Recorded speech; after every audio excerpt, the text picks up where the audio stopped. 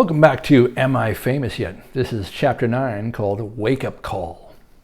I have a learned behavior from decades of road experience, which is this. If an alarm clock is ringing, it's time to get up. Though this sounds like common sense, I'm not referring to the 7 a.m. alarm to get ready for school Monday through Friday. I know people who will hit the snooze button repeatedly for another hour in the morning. I'm talking about the Sunday morning 4 a.m. alarm in a seedy hotel room in Indianapolis when I've not gotten to bed until 2 a.m. after the show. I know from hard-fought experience that there is some kind of plane or bus to catch which has required this rude awakening from an all-too-brief slumber. A missed flight could wreak havoc on the successful execution of a contracted performance. Dozens of people can be adversely affected personally and professionally. Hundreds of fans could be disappointed. Not my fans, mind you, but those of the person who is employing me. Litigation is also possible for broken engagements. So when an alarm goes off, I'm up. It may take some time for me to figure out what my name is, where I am, and why the hell someone is making noise at this infernal hour, but something at my core understands that I'll figure all this out later. What needs to happen right now is that I need to get vertical and get moving. If you spend any time looking at discount air travel websites, you'll notice quickly that the 6 a.m. flight out is something like $20 cheaper than the 10 a.m. flight. Also, the early flight will more likely have available seats. These facts are not lost on concert promoters and band managers who book groups of plane tickets for their bands. Saving $20 for an individual isn't a huge incentive for missing an extra 4 hours of sleep. Saving $200 when buying 10 plane tickets for an entire band starts to feel like the beginning of some actual money. One of the main reasons why we don't complain too loudly about these meager savings on our early flights is that travel always involves logistics. By this I mean it's wise to build some padding into your travel time whenever possible. When flying, weather delays in Seattle can be a factor for flights coming in and out of Dallas. Airlines can screw up, connections can be missed, and very often a gig can be 2 or 3 hours drive from the nearest reasonably priced major airport. Sure, you can fly to Cletus's airfield in East Pork Lick, Tennessee, but it's going to cost you. Road traffic can be heavy, distances can be far. We typically take the first flight out wherever we're going. It gives some extra time for things to screw up and still be able to get solved before curtain time. The best case scenario is a 6 a.m. flight that requires a 4 a.m. lobby call, which for me translates into a 3 a.m. wake-up call. It takes me 45 minutes to an hour to wake up, get showered, get packed, make a cup of tea in my go mug, check out of the hotel, and get on the bus. I'm no mathematician, but to get a full 8 hours of sleep waking by 3 a.m., one must be in the rack by 7 p.m. This isn't usually feasible for everyone in a practical sense, and it's even more difficult when the concert we're playing doesn't start until 8 p.m. We play until 10 or 10:30 and come off stage full of adrenaline. It will take at least an hour or so for the star of the show to deal with the after-show meet and greet, autograph all of the merchandise, and settle accounts with the box office. Meanwhile, we band folks have to get our gear packed up, get changed back into our civvies, see if there's any hospitality leftovers backstage because we're hungry now instead of before we went on. P.S. There almost never is any, by the way. They pack it up or throw it away while we're on stage because the caterers want to go home too.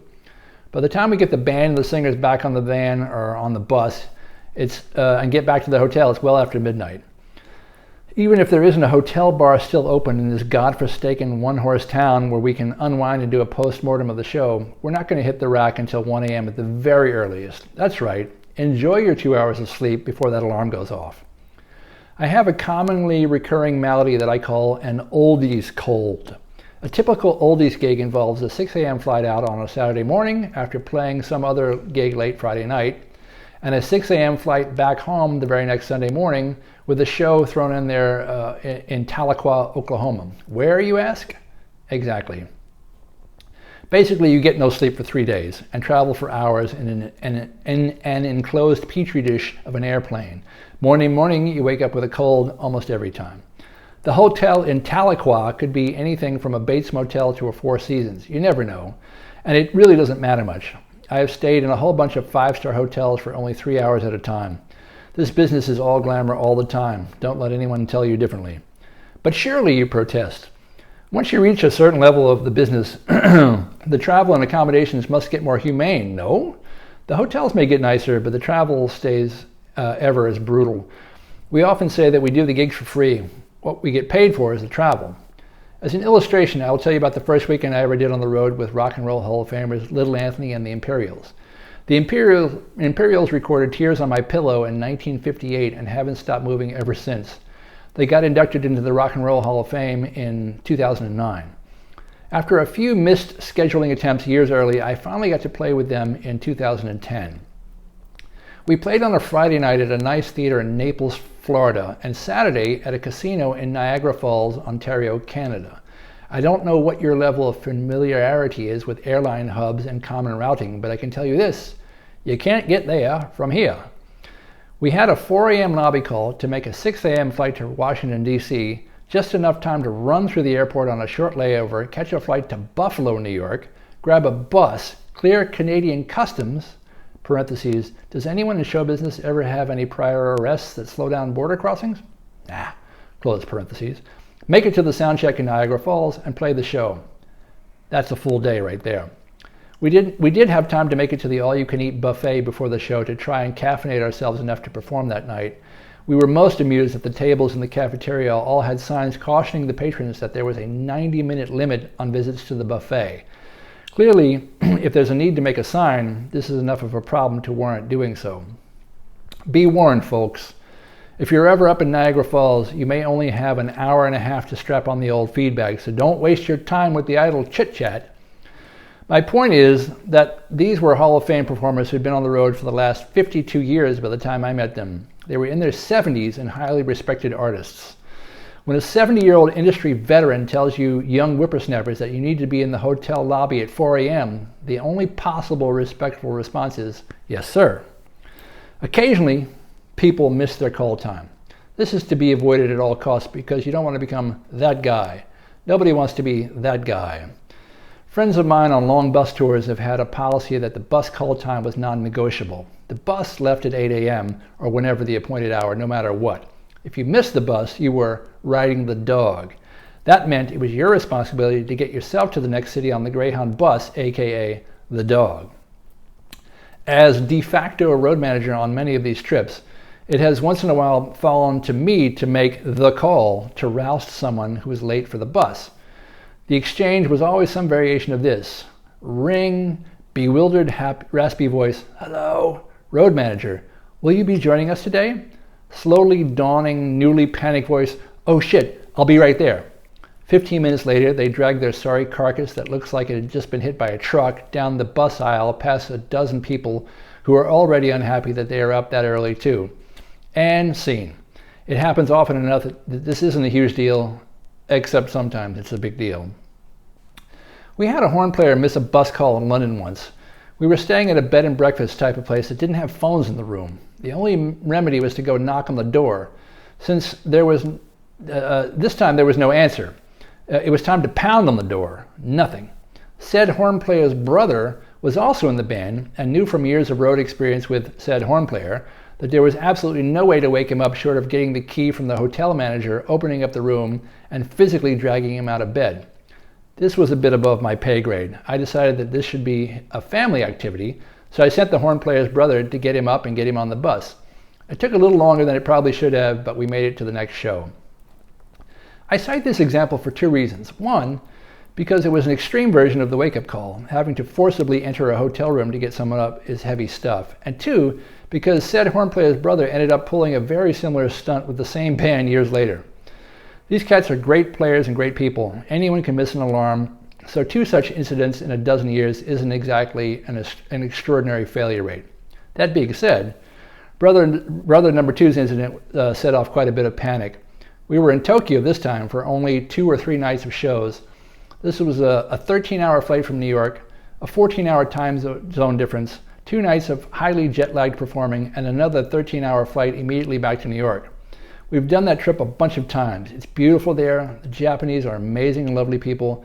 It's a cultural wonder every time we go, but the plane ride just hurts. If we had Thursday and Friday night shows in Tokyo, for example, we would leave New York Wednesday evening. With the time difference and crossing the international date line, we wouldn't get to Tokyo until Thursday evening local time. It's always a struggle to try to stay up late enough the night of arrival to justify going to bed. Ideally, the later you can stay up, the easier it will be to get on the local time. On one of those trips, we were taking the hour-and-a-half bus ride into town from the airport. The Blue Note Club, where we were playing the next evening, offered us tickets to come see the last night of Tuck and Patty's run at their club. 5 of us in the band took them up on their very kind offer. Tuck and Patty are a really wonderful husband and wife guitar and vocal jazz duo if you're not familiar with them. We really like them. The only problem is that they are extremely mellow and pretty quiet, being only a duo. The Blue Note very sweetly wanted to treat us like VIPs. They gave us a nice booth off to the side of the stage, maybe 15 away from this beautiful and delicate performance. The club even treated us to free desserts as a courtesy. It was a lovely evening. Or it would have been had we not just disembarked from a 13-hour plane ride. I'm proud to have managed to keep myself awake for the entire performance. It wasn't easy. It took a lot of concentration and occasionally pinching the back of my hands with my fingernails to do it. The other 4 of my bandmates, not so much. Heads back, mouths open, all but snoring right in view of these wonderful artists. It wasn't Tuck and Patty's fault. I'm not sure those people could have stayed awake for an Ozzy Osbourne concert. But back to the missing horn brother. It was the second night of our 2-night run. In order for us to have the maximum time to ourselves during the day to rest, see sights, or do whatever we needed to do, the club scheduled a pretty tight pickup time for the second night. We would only get to the club about a half hour before showtime, since the rig was already set and the mics were all checked from the night before. All we needed to do was walk up and play. Brother number 2 missed the bus call. I rang up to his room but got no answer. I tried him several times. Nothing.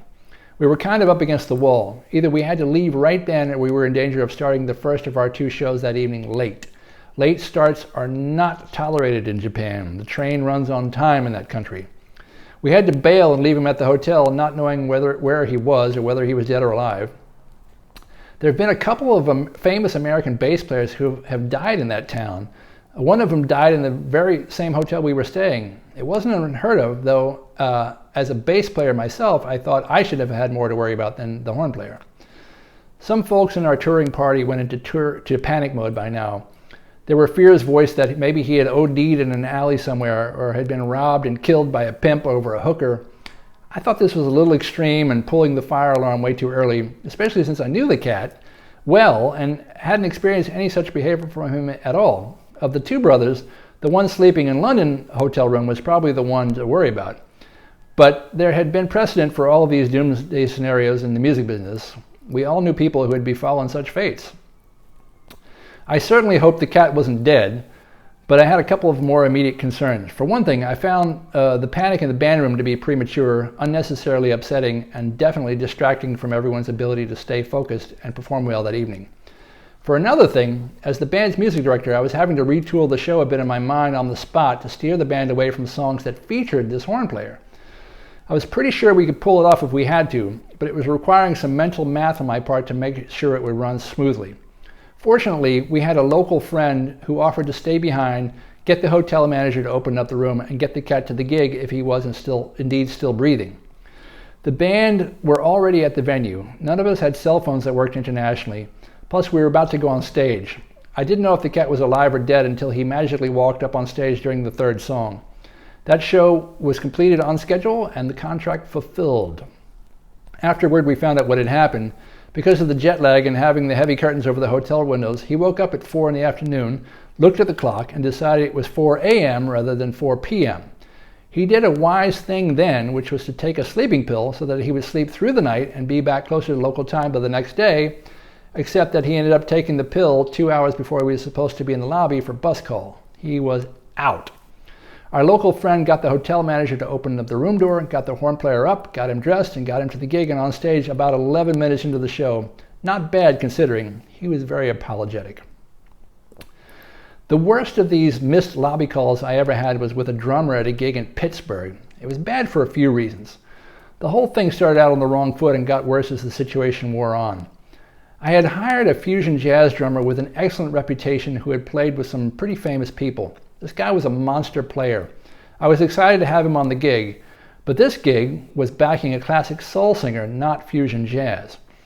What I didn't understand then, but I do a little better now, is that fusion jazz and soul music may well have some skill sets in common in terms of what is required to play the show well, but they are by no means completely interchangeable skills.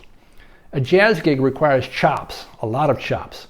Backing a soul singer requires playing specific parts, nailing arranged endings, and usually reading charts verbatim. When I hired him, I told the drummer the songs on the set list. He said, "Man, I've been playing these songs since I was 12 years old." Cool, I thought. I've got the right guy. It wasn't until the sound check that I realized something was amiss. While he may have known the songs in a general sense, he didn't know any of the specific arrangements of this particular live show. I've seen quite a few players fall into this trap. They assume that because they know a song that they will be able to play it on any gig at any time with no problem. What I've found out through much experience and falling on my face too many times to count is that if you have to play some rhythm and blues standard song with 12 different acts, they're going to have 12 different ways of doing it. You have to do the homework for each act to nail the show. They have written endings, set vocal arrangements, and even choreography that go with their specific version of the song. Just knowing the song, maybe especially if you know the famous recorded version note for note, isn't enough. This drummer man wasn't cutting it at soundcheck at all. The rest of the band, and more importantly our boss, were looking at me as if to say, "You're going to fix this, right?" Now suddenly I had much more work to do before the showtime. I went with the drummer back to his hotel room to have a little talk through about the songs. By this, I meant I was going to have to try to teach him all of the arrangements in about an hour. This was a daunting task that had to be done in fading light. I got the distinct impression that although I had sent him complete charts and reference recordings for the show weeks in advance, he seemed to be looking at the charts in the hotel room that night for the very first time. I could feel my teeth beginning to grind. That type of behavior infuriates me. In the old days, we used to have to snail mail out Xerox copies of the charts with a cassette tape of a live show to members of a pickup band. The singers and I, as their music director, would fly out to the provinces to use a band we had likely never met before. When we got into the same day rehearsal right before the show, if the musicians were tearing open the envelopes for the very first time that I had mailed them weeks before, I knew we were in for a hard night. It's completely disrespectful to the artists not to even pretend to prepare for their show.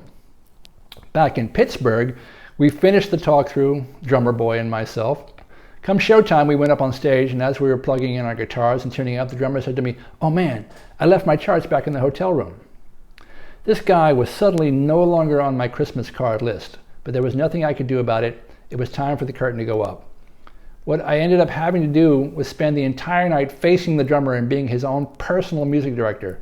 Occasionally I was able to send some cues out to the rest of the band, but my main focus was on this one dude. It was uncomfortable. The band felt it. They were all looking at me and saying, "Oh, you poor bastard." Somehow the soul singer seemed to think the show went fine. I don't know if this was a tribute to my expert skill at personal drummer music directing, or more likely the fact that there was so much else for him to deal with, like the audience, that he didn't notice all the half-stepping coming from the drums chair. Somehow we made it through the show without any major train wrecks. As we began to pack up our gear, I saw the drummer, with whom I was no longer speaking, at this point, holding his arm and looking pained. Somehow he managed to step off the back of the stage where there weren't stairs. What was there was a road case with PA amps in it that he had tried to use as a step down to the ground. One important thing to remember about road cases is that they are designed to be moved, on the road. As such, they typically have wheels under them to facilitate this process. This case was no exception. As the road case rolled out from under him, he grabbed for the stage railing to catch himself and completely dislocated his shoulder in the process. It took us a minute to figure out just how badly he was hurt. He left the venue in an ambulance that night. One of the promoters went with him to look after him. At 5 a.m. the next morning, we had lobby call to get the band to the airport and back to New York. Everyone was there except the drummer. We had a flight to make and no time to fool around. As was common in these situations, by the time you realize there's a problem, the whole band is starting to be late for the flight. I called the drummer's hotel room. No answer. I thought he might be knocked out on muscle relaxers and out of it, so I went to the hotel manager, explained our situation, and had him open up the room with the master key. No drummer. He wasn't even in the building. Now it was 5:15 a.m. I started making phone calls. Nobody likes to be awakened at that hour, and any office numbers that you might have are useless at that time of day. Eventually, we got to someone who called someone who found out that the drummer was still in surgery, at that very moment having his shoulder reinstated. Apparently they were unable to accomplish this in the ER all night. This was not good. I spoke to the same promoter who had left with the drummer in the ambulance. He assured me that the drummer would be looked after and that all medical bills would be covered and that he would personally get the drummer on a later flight. He told us to go to the airport. We did that.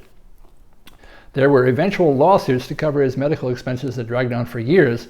It turns out that everything was indeed not covered. Can you imagine a concert promoter not actually keeping his word? It's the only time I ever left a man behind. I felt badly about that. 5 a.m. van rides to the airport are notoriously silent affairs because no one is really awake. That particular trip started that way until one of the horn players, who remembered how difficult the show had been, asked me, "So, did you push him off the stage?" That woke everyone up. I said nobody could prove that it was me, nobody saw anything, I take the fifth. In 25 years of touring, I have never once missed a lobby call. It's a statistic I wear with fierce pride. Well, it was until recently when it finally happened to me too. I was in Culver, Indiana. Heard of it? I thought not. With the Motown Tribute Act, we had to drive 6 hours to Hopkinsville, Kentucky. Heard of it? I thought not.